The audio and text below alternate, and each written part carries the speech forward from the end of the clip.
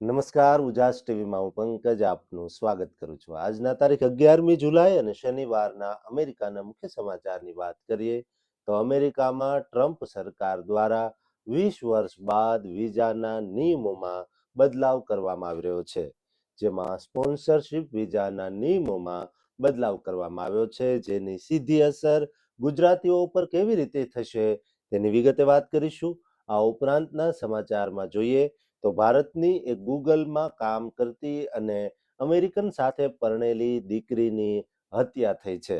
આ હત્યા બીજા કોઈએ નહીં પરંતુ તેના જ સગા પતિ દ્વારા કરવામાં આવી છે.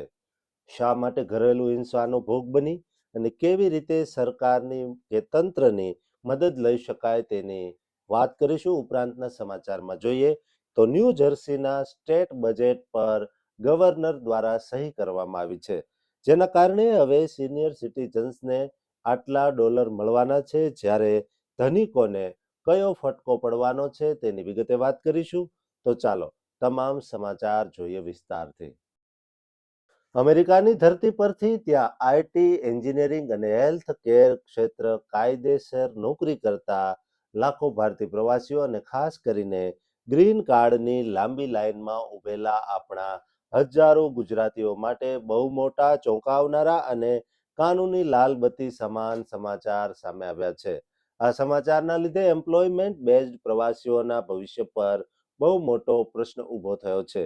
અમેરિકાના યુએસ ડિપાર્ટમેન્ટ ઓફ લેબર એટલે કે શ્રમ વિભાગ દ્વારા પરમનન્ટ લેબર સર્ટિફિકેશન પ્રોગ્રામ, જેને ટૂંકમાં PERM કહેવામાં આવે છે, તેની આખી સરકારી ગ્રીન કાર્ડ સ્પોન્સરશિપ સિસ્ટમની અંદર પૂરા 2 દાયકા એટલે કે 20 વર્ષ પછી સૌથી મોટો અને કઠોર ફેરફાર કરવાની સત્તાવાર સમીક્ષા શરૂ કરી દેવામાં આવી છે. સરકારી અધિકારીઓએ સ્પષ્ટ સંકેત આપ્યા છે કે વર્ષ 2004માં બનાવવામાં આવેલો જૂનો કાયદો આજના આધુનિક યુગ અને કંપનીઓની ડિજિટલ હિયરિંગ પદ્ધતિઓ સામે સાવ સુસંગત નથી રહ્યો, જેથી હવે વિદેશી કર્મચારીઓની ગ્રીન કાર્ડ સ્પોન્સર કરવા માંગતા અમેરિકન માલિકો માટે બહુ જ કડક શરતો અને આકરી કાનૂની ચકાસણી લાગુ કરવામાં આવશે. આ કાયદાની જોગવાઈ એ છે કે કોઈ પણ કંપની વિદેશી કર્મચારી માટે ગ્રીન કાર્ડની અરજી કરે તે પહેલા જ તેણે પુરાવા સાથે સાબિત કરવું પડે છે કે તેમણે તે ચોક્કસ નોકરી માટે લાયક અમેરિકન નાગરિકોને શોધવાનો બહુ જ પ્રયાસ કર્યા હતા, જેથી આ ઇમિગ્રેશન પ્રક્રિયાના લીધે સ્થાનિક અમેરિકન વર્કર્સની નોકરીઓ છીનવાઈ ન જાય.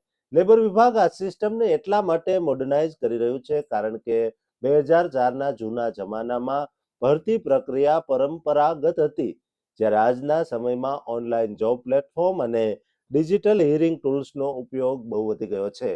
આ નવા સુધારા હેઠળ હવે જો કોઈ અમેરિકન કંપનીએ તાજેતરમાં જ પોતાના સ્ટાફમાં કોઈ લે ઓફ એટલે કે કર્મચારીઓની છટણી કરી હશે તો PERMની લેબર સર્ટિફિકેશન સમીક્ષા વખતે તે છટણીના ડેટાને પણ બહુ જ કડકાઈથી ધ્યાનમાં લેવામાં આવશે, જેના લીધે કંપનીઓ માટે વિદેશી નાગરિકોને કાયમી રહેવાસી બનાવવા બહુ જ મુશ્કેલ બની જશે. આ પ્રોગ્રામ ટેકનોલોજી, એન્જિનિયરિંગ, હેલ્થકેર અને મેડિકલ રિસર્ચ જેવી સ્કિલ્ડ ઇન્ડસ્ટ્રી માટે બહુ મહત્વનો પાયો છે અને આ કઠોર ઓવરઓલની સૌથી પ્રચંડ અસર ભારતીય પ્રોફેશનલ્સ પર પડવાની છે, કારણ કે અમેરિકામાં રોજગાર આધારિત ઇમિગ્રેશનમાં સૌથી મોટો હિસ્સો આપણા ભારતીય એન્જિનિયરોનો જ છે, જેઓ પહેલા H-1B વિઝા પર અમેરિકા જાય અને ત્યારબાદ ગ્રીન કાર્ડની પ્રક્રિયા શરૂ કરાવે છે. જો આ નવો નિયમ લાગુ થઈ જશે તો માલિકો માટે મસમોટી ડોક્યુમેન્ટેશન ફાઇલો, કઠિન ઓડિટ અને કાનૂની પાલનના અઘરા સ્ટેપો વધી જશે.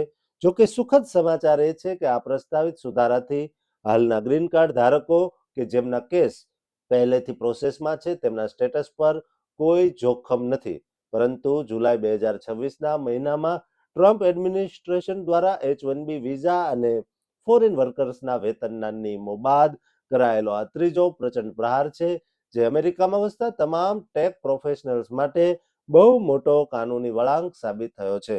દોસ્તો, અમેરિકામાં હવે નોકરી કરવા જતા આપણા તમામ લોકોએ 7 ગરણે પાણી ગાળીને પીવું પડે તેવી સ્થિતિ સર્જાય છે, જેથી અમેરિકા જતા તમામ લોકોને આ વિડીયો શેર કરજો અને આ ચેનલને સબસ્ક્રાઇબ કરવાનું ચૂકતા નહીં. અમેરિકાના જોર્જિયા રાજ્યના કોબ કાઉન્ટી વિસ્તારમાંથી ત્યાં વસતા લાખો પ્રવાસી ભારતીયો અને ખાસ કરીને આઈટી ક્ષેત્રમાં મોટી પોઝિશન પર કામ કરતા આપણા ગુજરાતી પરિવારોના કાળજા ધ્રુજાવી દે તેવા બહુ મોટા ચોંકાવનારા અને અતિશય અરેરાટી ભર્યા સમાચાર સામે આવ્યા છે. આ સમાચારના લીધે પ્રવાસી સમાજની અંદર ભારે આઘાત અને ચિંતાનો માહોલ વ્યાપી ગયો છે. અમેરિકામાં ગૂગલ જેવી વિશ્વવિખ્યાત કંપનીમાં એન્જિનિયરિંગ લીડર તરીકે કામ કરતા એટલાન્ટાના ટેક કમ્યુનિટીમાં જાણીતા મેન્ટર એવા 57 વર્ષના ભારતીય મૂળના મહિલાની તેમના જ ઘરમાં ઘાતકી હત્યા કરી દેવાઈ છે. કોબ કાઉન્ટી પોલીસ દ્વારા મૃત્યુ પામેલા તે કમનસીબ મહિલાની અસલી ઓળખ શીતલ અર્જેશિયન તરીકે જાહેર કરવામાં આવી છે. શીતલ મૂળ ભારતની હતી. પોલીસે ઘટના સ્થળેથી જ એક્શન લઈને શીતલબેનના 56 વર્ષના પતિ કિર્ક બી અજેરશિયનની કાનૂની ધરપકડ કરી લીધી છે અને તેના પર ફેલોની મર્ડર, 2 ગંભીર હુમલા અને ગુના દરમિયાન ગેરકાયદે હથિયાર રાખવાના કડક ચાર્જીસ લગાવીને તેને કોઈ પણ જામીન વિના જેલ ભેગો કરી દેવાયો છે. આ આખી ઘટનાની વિગત એવી છે કે ગત મંગળવારે રાત્રે આશરે 8 વાગ્યે સ્મિર્ના નજીક આવેલા લોરેલ ક્રીક ટ્રેલ પરના નિવાસ સ્થાનેથી ગોળીબારના સત્તાવાર અહેવાલ મળ્યા હતા. પોલીસ જ્યારે ઘટના સ્થળે પહોંચી ત્યારે શીતલબેનના એડલ્ટ દીકરા જેસન અર્જેશિયનને ગંભીર ઈજાઓ સાથે લોહી લુહાણ હાલતમાં જોયો હતો અને તેને તાત્કાલિક ઓફિશિયલ સારવાર માટે હોસ્પિટલ ખસેડાયો હતો. જ્યારે ઘરની અંદર સર્ચ ઓપરેશન દરમિયાન શીતલબેનનો દેહ અચેતન હાલતમાં મળી આવ્યો હતો. ઇન્વેસ્ટિગેટરો હજુ સુધી આ કૃત્ય એટલે કે ઘાતકી હત્યા પાછળનો અસલી મોટિવ એટલે કે કારણ શોધી શક્યા નથી અને કેસની કડક ઇન્વેસ્ટિગેશન ચાલુ છે. શીતલબેન ટેકનોલોજીની દુનિયામાં બહુ જ સન્માનિત નામ હતું. તેમણે વર્ષ 1994માં પ્રતિષ્ઠિત જોર્જિયા ટેકમાંથી કમ્પ્યુટર સાયન્સમાં બેચલર ડિગ્રી મેળવી હતી અને હોમ ડેપો જેવી મોટી કંપનીઓમાં ડિજિટલ ટ્રાન્સફોર્મેશનનું નેતૃત્વ કર્યું હતું. તેમજ તેઓ 2 યુએસ સોફ્ટવેર પેટન્ટના કાનૂની શોધક પણ હતા. તેઓ જોર્જિયા ટેક એલ્યુમની એસોસિએશનના બોર્ડ ઓફ ટ્રસ્ટીઝમાં સામેલ હતા અને ભારતીય તથા અન્ય મહિલાઓને ટેકનોલોજીમાં આગળ લાવવા માટે ઓફિશિયલ હિમાયત કરતા હતા. શીતલબેનનો ઉછેર ઇંગ્લેન્ડ, ઇન્ડિયા અને ઘાનામાં થયો હતો અને તેઓ પોતાના પતિ તથા 2 સંતાનો જેસન અને જેસિકા સાથે એટલાન્ટામાં સુખી જીવન જીવી રહ્યા હતા. કમનસીબ એ છે કે થોડા વર્ષો પહેલા જ તેમણે સોશિયલ મીડિયા પર દીકરાના એડમિશન બદલ પતિ સાથે ભારે પારિવારિક ગૌરવ વ્યક્ત કર્યું હતું, જે ગૌરવ આજે આ ઘાતકી હિંસામાં ફેરવાઈ ગયું છે. અમેરિકાના કાયદા અને રક્ષા જેવી સાઉથ એશિયન સંસ્થાઓ તેમજ national domestic violence hotline 800799SFE દ્વારા આવી ઘરેલું હિંસા સામે લડવા માટે 24 કલાકની કાનૂની મદદ ઉપલબ્ધ હોય છે. દોસ્તો, અમેરિકામાં વસતા તમામ પરિવારો માટે બહુ મોટો કાનૂની સબક અને અવેરનેસનો કિસ્સો સાબિત થયો છે. આપણી બહેનો દીકરીઓને ખાસ આ વિડીયો શેર કરજો, કારણ કે તેમની સાથે થતી ઘરેલું હિંસામાં તેમને કાનૂની મદદ મેળવવાનો પૂરો અધિકાર છે. દોસ્તો, આ ચેનલને સબસ્ક્રાઇબ કરવાનું પણ ચૂકતા નહીં. અમેરિકાના ન્યૂ જર્સી સ્ટેટમાંથી ત્યાં પોતાના ઘર અને વ્યાપાર ચલાવતા લાખો ભારતીયો અને ખાસ કરીને સ્ટેટ બજેટની કાનૂની જાહેરાતોની કાગડોળે રાહ જોતા આપણા ગુજરાતી હોમ ઓનર્સના હોશ ઉડાવી દે તેવા મોટા સમાચાર અને ચોંકાવનારા ગવર્નર ઓફિસના સમાચાર આવ્યા છે.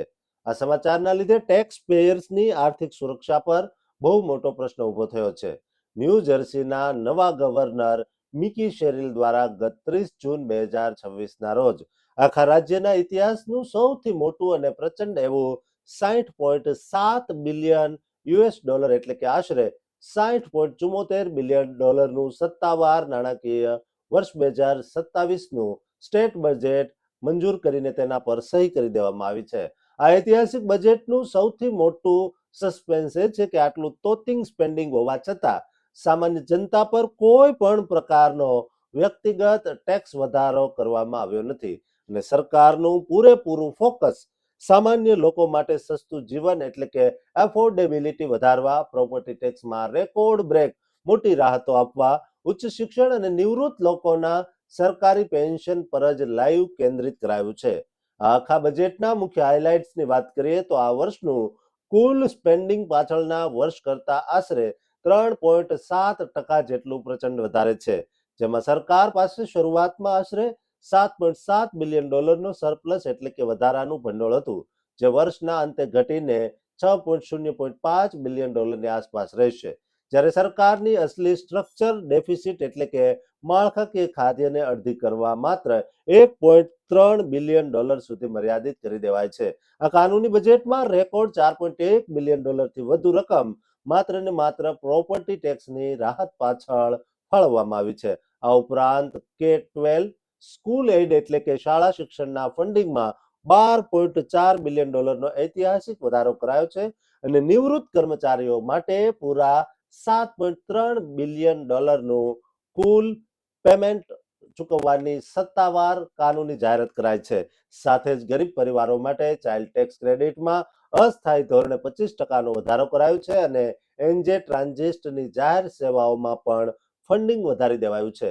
આ કાયદાકીય બજેટમાં જાહેર કરાયેલી $4.1 બિલિયન પ્રોપર્ટી ટેક્સ રાહતની વિગતો આપણા ગુજરાતી સમાજને બહુ જ અસર કરવાની છે, કારણ કે ત્યાં વસતા ઘણા લોકો હોમ ઓનર્સ અને બિઝનેસ ઓનર્સ છે.